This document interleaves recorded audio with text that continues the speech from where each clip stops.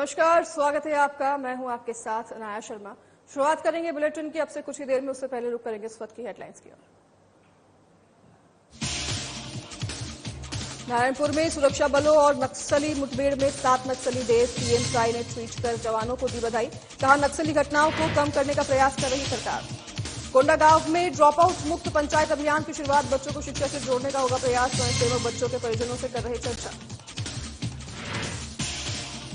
बसपा में प्रशासन का बुलडोजर एक्शन में आया नजर। अवैध अतिक्रमण पर हो रही कार्रवाई। तालाब किनारे बने 31 दुकानों और मकानों पर बुलडोजर का एक्शन। कोरबा में चौक चौराहों पर पुलिस ने की पेट्रोलिंग। 12 मालवाहक गाड़ियों पर की चालानी कार्रवाई। 30,000 समन शुल्क किए जमा। बलरामपुर से चौंका देने वाला मामला सामने आया है। जादू टोना के शक में एक व्यक्ति की हत्या। पुलिस ने आरोपी को किया गिरफ्तार। आरोपी को भेजा गया जेल।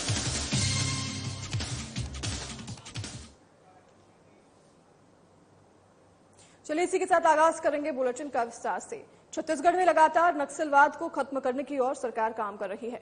ऐसे में पुनर्वास की नीति की बात करें या फिर सर्जिकल स्ट्राइक की, तमाम ऑपरेशनों के जरिए नक्सली घटनाओं को कम करने का प्रयास सरकार कर रही है। ऐसे में एक और सफलता छत्तीसगढ़ के जवानों को हाथ लगी है, जिसे लेकर के मुख्यमंत्री ने भी ट्वीट कर बधाई दी है। उन्होंने लिखा कि नारायणपुर बीजापुर जिले के सीमावर्ती क्षेत्रों में सुरक्षा बलों और नक्सलियों के बीच हुई मुठभेड़ में 7 नक्सलियों के मारे जाने की खबर आ रही है। निश्चित ही सुरक्षा बलों को बड़ी कामयाबी मिली है। उनके साहस को सीएम ने सलाम किया है। वहीं सीएम साई ने कहा कि नक्सलवाद के खिलाफ हमारी सरकार मजबूती से लड़ाई लड़ रही है। प्रदेश से नक्सलवाद का खात्मा ही हमारा लक्ष्य है।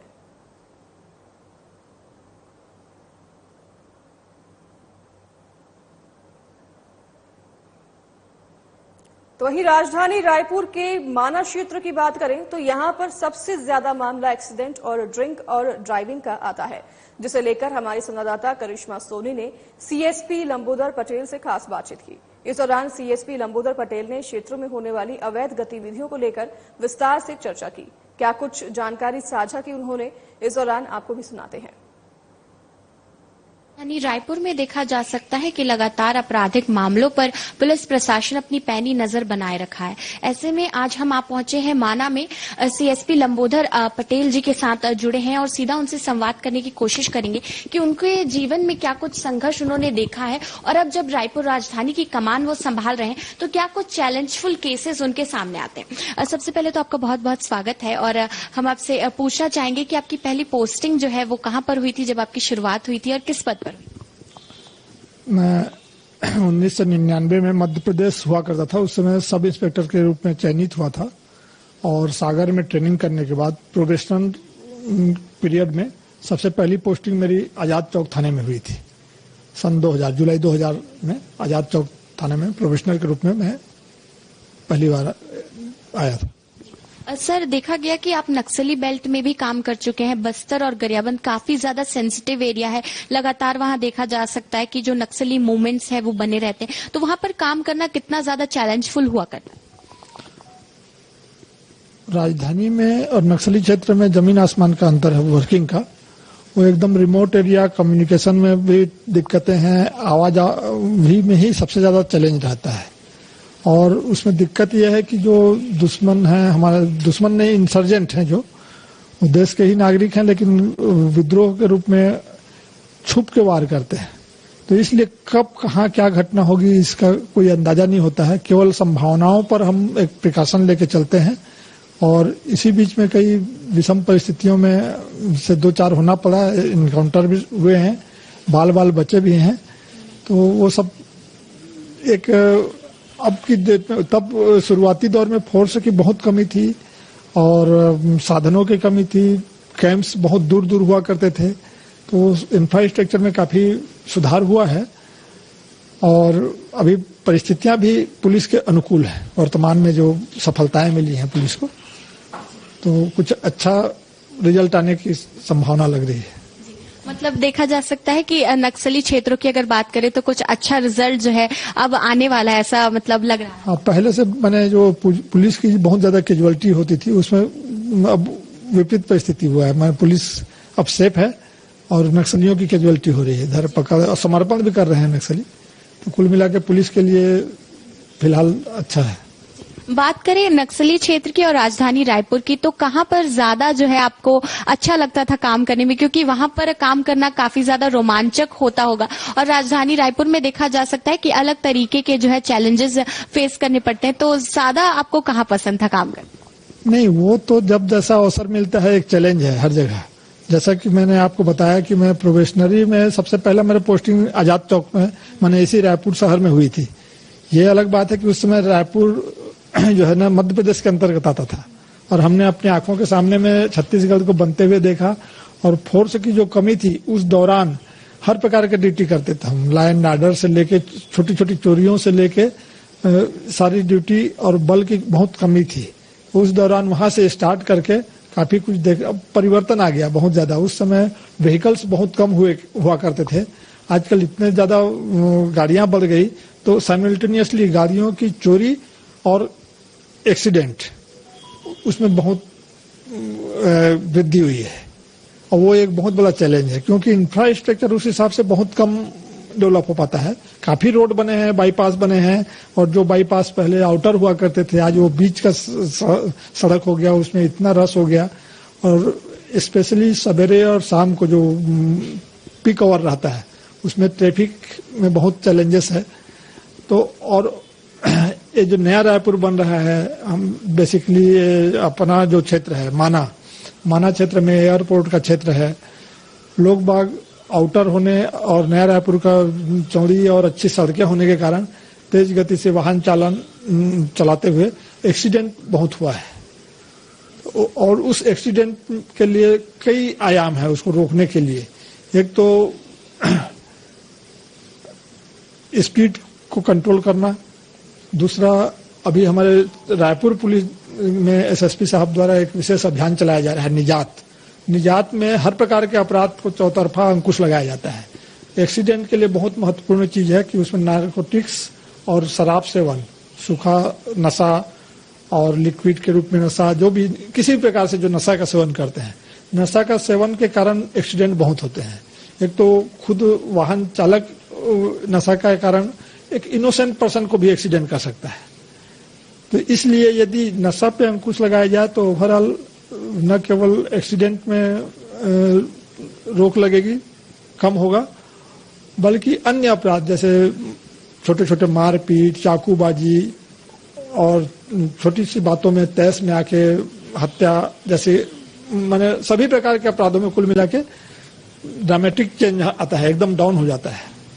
देखा जा सकता है कि बदलाव की बात आपने की, आपने छत्तीसगढ़ को बनते हुए देखा है, तो उस समय जब आप काम करते थे, क्योंकि अब देखा जा सकता है कि काफी ज्यादा आधुनिकीकरण हो चुका है, साइबर ठगी, साइबर क्राइम, साथ ही में ऑनलाइन ब्लैकमेलिंग, इस तरीके की चीजें जो है लगातार बढ़ रही हैं। उस समय जब आपने क्राइम संभाला हो और देखा हो, तब क्या कुछ फर्क था और अब क्या कुछ फर्क आपको नजर आता है? ये बहुत ज्यादा फर्क है। पहले जो हमारी जो बेसिक पुलिसिंग होती थी, गुंडा बदमाश निगरानी आसपास के जो रहते थे चिन्हित करके उनका निगरानी खोलते थे, उन पर निगाह रखते थे, उनकी जांच की जाती थी।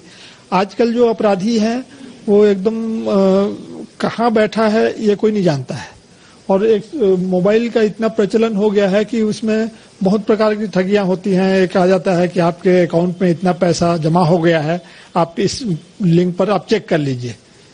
तो एक बेसिक फंडा समझना चाहिए आम आदमी को, कोई फ्री में कोई किसी को पैसा क्यों देगा, नहीं देगा।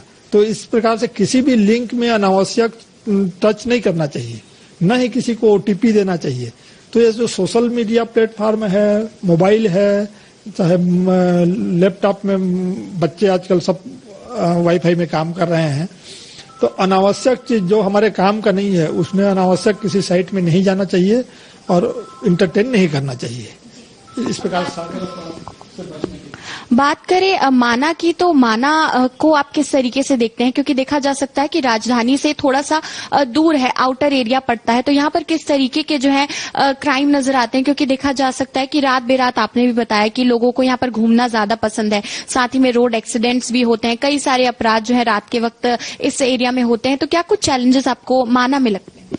जी, एक्चुअल में सब डिवीजन माना जो है सीएसपी क्षेत्र है मेरा, इसमें माना, मंदिर असौद, आरंग तीनों थाने आते हैं। तो ये शहर और सबसे उन्नत क्षेत्र मतलब एयरपोर्ट, नया राजधानी का जंक्शन और मंदिर सौदा आरंग के क्षेत्र प्योर रूरल, इस प्रकार से सभी प्रकार के क्षेत्रों से भरा हुआ है और हर प्रकार का क्राइम होता है। लेकिन जैसा कि पहले मैं बताया, हर क्राइम का जो मुख्य जड़ होता है, यदि प्रिवेंशन की बात करें तो वो निजात के रूप में जो अभियान चल रहा है हमारा, नशा, दोनों प्रकार के नशा, सूखा नशा, गीला नशा में, उस पर रोक लगाने से वो प्रोएक्टिव पुलिसिंग, मतलब मुख्य अपराध के जड़ को काटने वाली बात है कि यदि नशा में रोक लगाने से सभी प्रकार के अपराध में कमी होती है। बात करें क्राइम की या फिर कोई ऐसा केस, क्योंकि हम देखते हैं कि जब भी पुलिस वाले जो है काम करते हैं तो उनके जीवन में कोई ना कोई एक ऐसा केस आता है जो कि सॉल्व करना काफी लगता है कि परेशानी भरा हो, मुश्किल भरा हो, लेकिन जब वो पूरा होता है तो काफी ज्यादा खुशी होती है। तो आपके जीवन में क्या कोई ऐसा केस है जो शुरुआती दौर में आपको मिला हो या फिर अभी रिसेंटली मिला हो? मेरे प्रोबेशनरी टाइम का स्वतंत्र थाना, जब मेरा फर्स्ट थाना मिला था, उस समय ये एक घटना है, सफल घटनाओं में से एक है। एक रात में अटेम्प्ट टू मर्डर होता है, सिर में चोट आती है एक व्यक्ति को, अननोन रहता है, ब्लाइंड रहता है। दूसरे रात में उसी गांव में 2 घटनाएं घटती हैं, जिसमें पहली घटना में 2 विक्टिम होते हैं और दूसरी घटना में 2 विक्टिम होते हैं। तीनों प्रकरण 307 के, और अंधेरी रात में किसी का कोई आई विटनेस नहीं, मैंने टोटल ब्लाइंड। और वो दौर था 2002 का मामला है।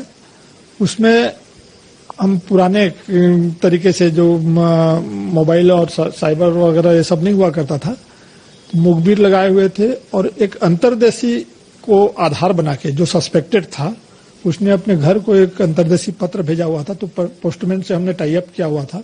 उस पत्र के आधार से हम आगे बढ़ते हुए संदेही को नोएडा से पकड़ के लाए थे। और उसमें फिर जब उसका कन्फेशन हुआ, छोटी छोटी बातों पे, एक सिंपल उधारी के बात पे, बेइज्जती के आधार पे उसने पहला अटेम्प्ट किया था, जिसमें वो बाद में डेथ कर गया था। जो पहला केस हुआ था उसमें 302 हो गया था, बाकी जो 4 विक्टिम थे वो 307 के थे। तो उसमें भी छोटी छोटी बातें थी। एक चोरी के केस में, जिसमें रिपोर्टिंग, पुलिस में रिपोर्टिंग नहीं थी, तो गांव में पंचायती वगैरह करके वो चोरी का सामान को उसके पिताजी ने वापस करवा दिया था, तो उसमें अपना बेइज्जती महसूस किया था आरोपी ने। और तीसरे में वही जो चोरी वाला पंचायती हुआ था, उसमें एक व्यक्ति ने उसको कुछ बेइज्जत करने के लिए बोल दिया था, चोरों को क्या माफी दे रहे हो, इनको तो जूता पहना के घुमाना चाहिए। तो इस छोटी सी बात को लेके वो बदले की भावना से तीनों घटना कारित किया था। और इस घटना में पूरा ब्लाइंड होने के बाद लगभग 1.5 महीना के बाद उसको नोएडा से पकड़ के लाए थे। उसमें चालान पेश किए थे, वो अंतर्देशीय और एक्स्ट्रा जुडिशियल कन्फेशन था। तो उस आधार से जब चालान पेश किए थे तो उसको आजीवन कारावास की सजा हुई थी। मैं उसको अपने लाइफ का सबसे सफल केस में से एक मानता हूँ। बात करें युवाओं को कुछ संदेश देने के लिए, तो क्या कुछ कहना चाहेंगे? क्योंकि जब युवा जो है आज के दौर में देखा जा रहा है कहीं ना कहीं नशे की ओर आकर्षित होते हैं, और साथ ही में देख सकते हैं कई ऐसे अपराध है जिनकी वजह से वो उनमें फंस जाते हैं, लिप्त होते हैं। तो आप युवाओं को क्या कुछ संदेश देना चाहेंगे आगे बढ़ने के?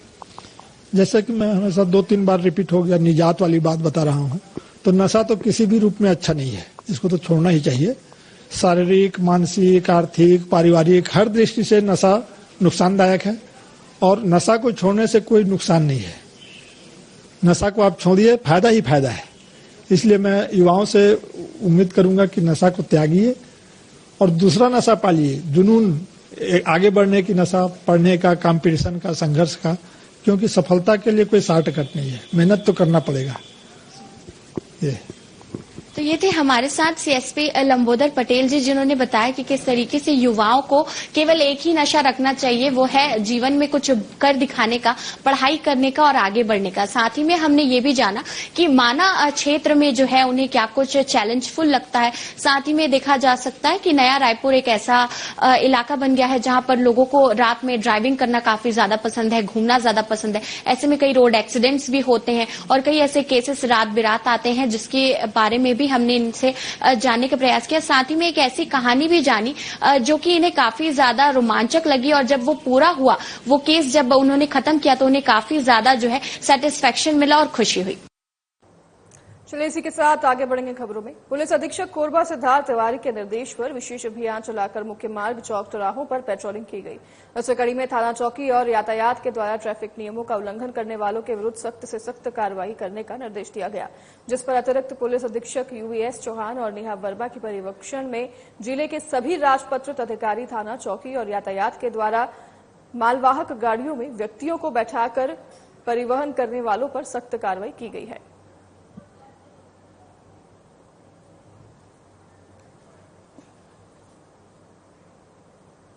कोरबा पुलिस अधीक्षक सिद्धार्थ तिवारी ने जिले में चोरी की घटना पर अंकुश लगाने के लिए प्रभावी कार्यवाही करने हेतु सभी थाना प्रभारियों को निर्देश दिया है, जिसके तहत कटघोरा और आसपास के क्षेत्रों में हुए मोटरसाइकिल की चोरी की पतासाजी और बरामदगी के लिए टीम का गठन हुआ है और सघन जांच की गई है, जिसमें मुखबिर की सूचना पर कटघोरा पुलिस ने कटघोरा क्षेत्र से चोरी हुए बाइक चलाते हुए व्यक्ति को हिरासत में लेकर पूछताछ की। वहीं आरोपी के कब्जे से कुल 7 मोटरसाइकिल बरामद की गई है और आरोपी पर विधिवत कार्यवाही कर उसे न्यायिक रिमांड पर जेल भेज दिया गया है।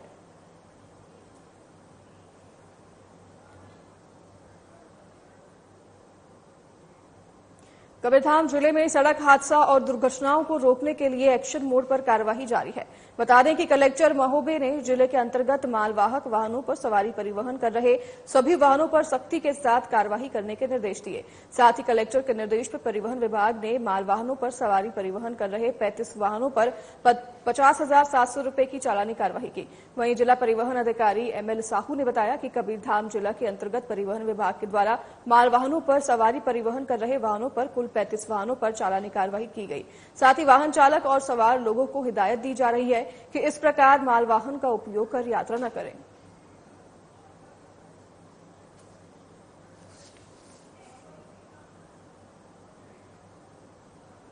महासमुंद जिले के बसना में प्रशासन का बुलडोजर एक्शन में नजर आ रहा है। बता दें कि एनजीटी के गाइडलाइन के तहत कार्रवाई की जा रही है। वहीं नगर पंचायत बसना के तालाब किनारे बने 31 दुकानों और मकानों पर बुलडोजर एक्शन चल रहा है। बता दें कि उन 31 मकानों में स्वयं नगर पंचायत बसना के अध्यक्ष गजेंद्र साहू का भी मकान है, जिस पर बुलडोजर चलने वाला है। बताते चलें कि नगर पंचायत बसना और राजस्व विभाग के निरीक्षण में ये पता चला था कि कुछ लोगों द्वारा तालाब किनारे अवैध अतिक्रमण कर दुकान और भवन निर्माण किया जा रहा है, जिसके कारण तालाब में उसके जीव जंतु और बायोडायवर्सिटी पर प्रतिकूल प्रभाव पड़ रहा है, जिस पर नगर पंचायत बसना ने 31 कब्जाधारियों को नोटिस भी जारी कर दिया था।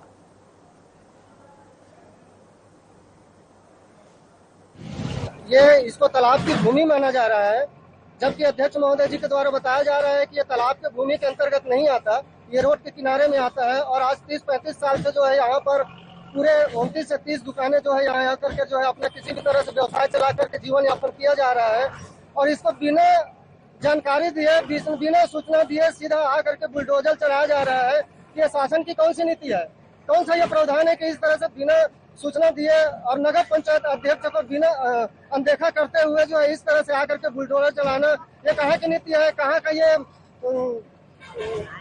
प्रशासन का ये चाल है? देखिए, ये जो तोड़ फोड़ हो रही है एनजीटी के गाइडलाइन के हिसाब से हो रही है। जिन्होंने तालाब पे अतिक्रमण किया हुआ था उसके आधार पर से इनको विधिवत नोटिस दिया गया था। उसके बाद अतिक्रमणकारियों को खाली कार्रवाई की जा रही है।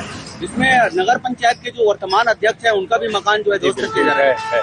उनका भी, चूंकि अतिक्रमणकारियों में उनका भी नाम है, तो उनको भी विधिवत लिस्ट दिया गया था और उसके बाद खाली करना। तो 3 दिन के भीतर इनको 3 दिन पहले इनको नोटिस दिया गया था, एकाएक जो है अचानक बुलडोजर लेकर। तो 3 दिन का ही दिया गया था उसमें। और इससे पहले ये 2017-18 में से इनको अतिक्रमित क्षेत्र घोषित कर दिया गया था। इनको खाली करने के लिए पहले से ही बोला गया था। ये टूटा है सब नगर पंचायत। कौन तोड़वाया है? नगर पंचायत। क्यों तोड़वा दिया? जमीन आबादी जमीन है। तो अब कैसे करोगे? अब क्या करूंगी सर? आपका परिवार कैसे लालन पालन करोगे? मेरा परिवार तो मेरा आदमी नहीं है। अब कैसे? 2 बच्चा है, विकलांग है, एक बच्ची, मैं इसको कैसे करूंगी? किराया में चलता था, अब तो नहीं है मेरा कुछ। जब से भाजपा का शासन आया है, नया शासन, तब से हमारे ऊपर गाज गिरना चालू हो गया है। चाहे इस जगह के माध्यम से हो, चाहे जैसा भी हो, हम ये चाहते हैं बसना के जितने भी अवैध हैं सब के ऊपर कार्रवाई हो। हमारा तो चला गया, कोई बात नहीं। हम ये चाहते हैं कि पुनः और आगे जो भी है उनके ऊपर कार्रवाई किया जाए, तब हम इसको सर्वमान्य मानेंगे। अभी आपका आशियाना टूट चुका है, आगामी दिनों में आप लोगों के द्वारा क्या कुछ किया जाएगा? हम तो विस्थापन के लिए जगह मांग रहे थे उनको, लेकिन नगर पंचायत के अनदेखी के चलते आज हमारा ये टूट गया। ये हमको पता नहीं था कि ऐसे टूट जाएगा नगर भाजपा कार्यालय में, लेकिन आज तक हम लोग इतना दिन से जिए खाए हैं, जो भी किए हैं हम लोग भाजपा के अंदर में ये कार्य हो रहा है, बहुत गलत हो रहा है। ना तो हमको कहीं पर जगह नहीं मिल रहा है, ना कुछ नहीं मिल रहा है। हम कहाँ जाए बताओ, गरीब आदमी, बताओ इनको। आज सुबह नगर पंचायत बसना में मीटिंग हुआ है, उसकी भी मुझे जानकारी नहीं है। ना हमारे सीएमओ सूरज सिदार के द्वारा किसी प्रकार की मुझे जानकारी दी जा रही है। मन माने सब काम को किया जा रहा है, अंदर ही अंदर। पता नहीं किसका उनके ऊपर कहना चाहिए दबाव है, पुलिस वालों के ऊपर, तहसीलदार के ऊपर और एसडीएम के ऊपर। हमारी कोई बात को अनसुनी किया जा रहा है हमेशा, और मेरे को तो तिरस्कार ही किया जाता है, जिसमें सब पब्लिक जानती है कौन है, क्या है, कौन करा सकता है, कौन करा रहा है। जबकि मैं यहाँ आने के बाद भी मैं बोला कि मैं यहाँ अध्यक्ष हूँ, मेरे को बिना सूचना दिए कार्रवाई क्यों किया जा रहा है, मेरे को अभी तक सूचना क्यों जारी नहीं हुआ। सबके मुंह बंद है, कोई कुछ बोल नहीं रहा है और सब यहाँ से नाराज हो गए। रायपुर में चोरी की घटना को अंजाम देने वाला हिस्ट्री शीटर संजय उर्फ गोलू नेताम को पुलिस ने गिरफ्तार कर लिया है। मिली जानकारी के अनुसार आपको बता दें कि आरोपी थाना डीडी नगर क्षेत्र स्थित एक मकान में चोरी की घटना को अंजाम दिया था। आरोपी के कब्जे से चोरी का मोबाइल फोन और 2 पहिया वाहन भी बरामद किया गया है।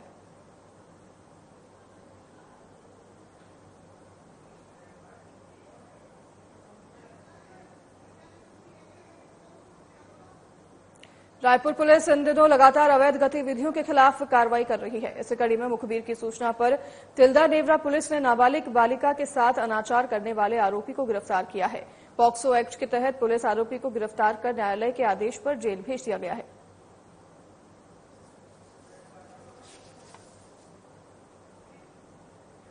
राजधानी रायपुर के कमल विहार इलाके में अज्ञात महिला का शव बरामद हुआ है। शव को देखकर दुष्कर्म कर हत्या करने की आशंका जताई जा रही है।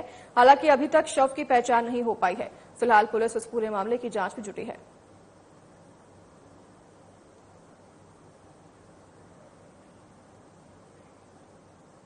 खबर कोंडागांव से है, जहां कलेक्टर कुणाल दूधावाद के निर्देशानुसार शाला त्यागी बच्चों को फिर से शिक्षा से जोड़ने के लिए ड्रॉप आउट मुक्त पंचायत अभियान प्रारंभ किया गया है। इसके तहत युवदेव कोंडानार कैंपस के स्वयंसेवक घर घर जाकर 6 से 18 वर्ष उम्र के शाला त्यागी बच्चों को वापस शिक्षा से जोड़ने के लिए प्रेरित कर रहे हैं, जिसके तहत स्वयंसेवक बच्चों के परिजनों से चर्चा करने के साथ बच्चों से भी चर्चा करते हुए शाला त्याग के कारणों का पता लगाकर उनका निराकरण कर बच्चों को अगले शिक्षण सत्र में स्कूलों से जोड़ने का कार्य किया जा रहा है।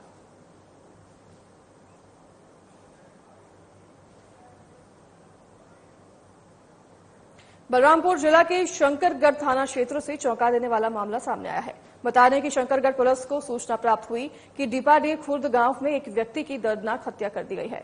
सूचना मिलते ही पुलिस डिपाडी गांव पहुंची। जांच के दौरान पुलिस को पता चला कि मृतक रतन अगरिया ओझाई माताई का काम किया करता था।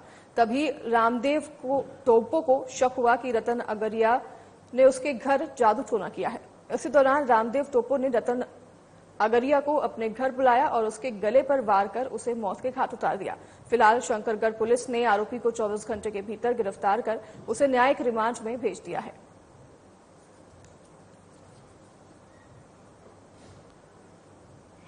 आज सुबह करीब 7 साढ़े 7 बजे सूचना मिला था कि एक व्यक्ति की रखन अगरिया की हत्या हो गई है करके। मौके पर पुलिस जाकर तस्दीक की, घटना को सही पाया और रखन अगरिया का जो शव था वो रामदेव टोप्पो के घर के आंगन में था। मौके पर ही पतासाजी करने पर पता चला कि रखन अगरिया जो है झाड़ फूक का काम करता था। रामदेव टोप्पो योजनाबद्ध तरीके से अपने परिवार को 2 दिन पहले ही मायके भेज दिया और लड़के को अपने बड़े भाई के यहाँ सरगांव भेज दिया था और रात में कल शाम को बुलाकर अपने घर में ही रखा, खाना पीना खिलाया और जब रखन अगरिया सो गया था तब उसको टांगिया से मारकर सड़क पर मार के हत्या कर दिया। तो फिलहाल इस बुलेटिन में हमारे साथ बस इतना ही। नमस्कार।